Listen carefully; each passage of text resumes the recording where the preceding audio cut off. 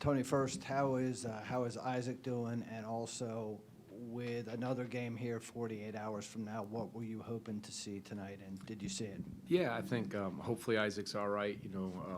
He's got X-rays, and again, it wasn't broken, so we'll see how serious it is, and he'll live with E and get as much the treatments and see where it's at that way. So it was just, I think he landed on someone's foot and went from there. But no, I thought we came out and played for the most part, in the first half, pretty flew around and did some good things and got different looks.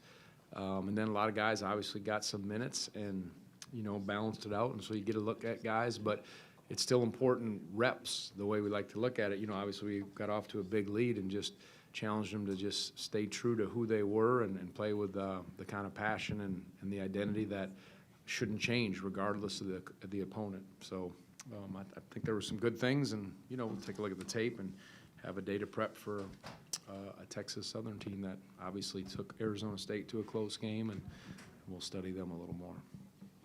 Tony, Ryan, not that he hasn't been in all the other games, but was extremely active early, really kind of led that start. What did you like from him, particularly in that first 8 minutes? I think the word you used was right, active. I mean, that's, I think his activity is so important, and that's why, last year I said he brought such energy and activity, and that's why he, went from potentially being a redshirt to like, hey, he brings a lot of energy and just trying to just continue to be as sound as he can defensively, but use his length and mobility and activity to bring that. And then, obviously he got some different kinds of plays on the glass. I was glad to see him get on the offensive glass. That was good.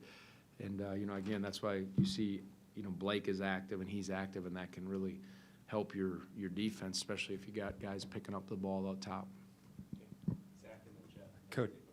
Coach, you guys ran your inside triangle, sort of three-man offense a good bit tonight to get Leon mid-post touches. It seemed like you guys did well in that area of the floor. Do you think that that's something that can be a feature part, or at least a part of your offense down the line? Yeah, I mean, it always is. Sometimes teams, when they switch or we just have a couple different bases, and that's always been good to us. It's kind of a personnel-based offense, but we've used that. We've used, some spacing and ball screen stuff. We've used some of our screening and moving. So I think it's good to have some diversity. But, yeah, I thought we had a size advantage, and they were trying at times to switch off-ball screens, and we thought we could get some offensive rebounds, against them in that regard. So it was good to see Leon. He's got a natural mid-post game. I think that's certainly a strength of his.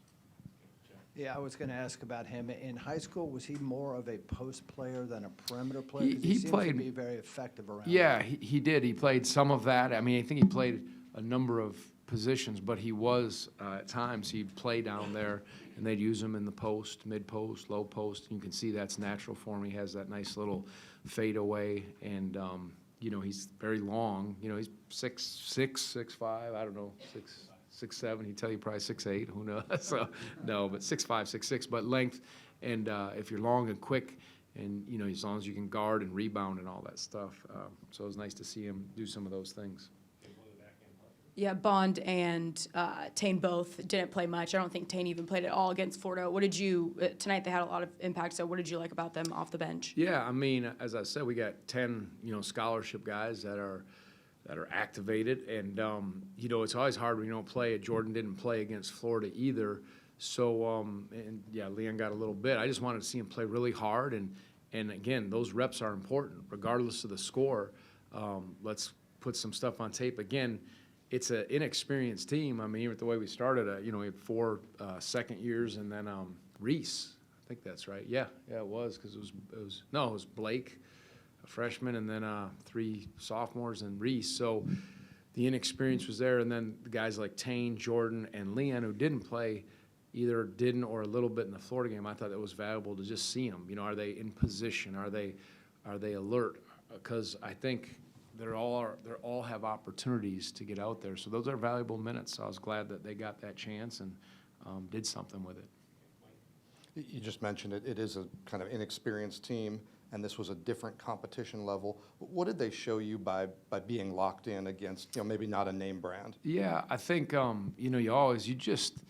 it's such a privilege to play, and we said you can't you know, our system, I told him, is based, it's on hustle and execution, and the idea to just respect every single opponent in every way and to not be fearful of any, no matter who they are and what level. So it was the idea of you come out and play that way, and you know, you just look around, and guys can get hot, things can happen. You never want to assume that, and with an inexperienced team, you just this is about us improving and playing and getting those quality reps. Got a new name on the active roster tonight. What can you tell us about Bryce? Yeah, no, I'm so excited. Des Roberts decided, our Charlottesville, our guy that went to Stab, he was going to redshirt in his first year. So we wanted to, he let us know that the first game we played with about 5 minutes left, we were going to put him in. And then I was like, man, we had some guys out there. And you want 12 with Tristan being a walk-on, and obviously Bryce, you want at least some active guys. And so he's worked hard. He went to walk-on tryouts last year, and he's always been a practice player and just, you know, embodies the right stuff. And so when we told him after Des decided he was going to redshirt, we said, look, we're gonna suit you up. And he had goosebumps, and he was very excited. So, and I, you know, put him in with about three and a half, and he was pretty excited. And at the end, I said, you know, go get a bucket at the end. And so that's my fault. I should have said, run a play for him, that he airballed it. So, but no, he played hard and did a good job. And you know, I was just sitting there when he went in. I'm like, those are things that you never get tired of seeing. Just the smile and the joy of his teammates and him, and you know that that's something maybe he didn't know if it would happen, but there it was. So good for him. Any other questions for Coach? All right, that's it. Thanks, Coach. Thanks.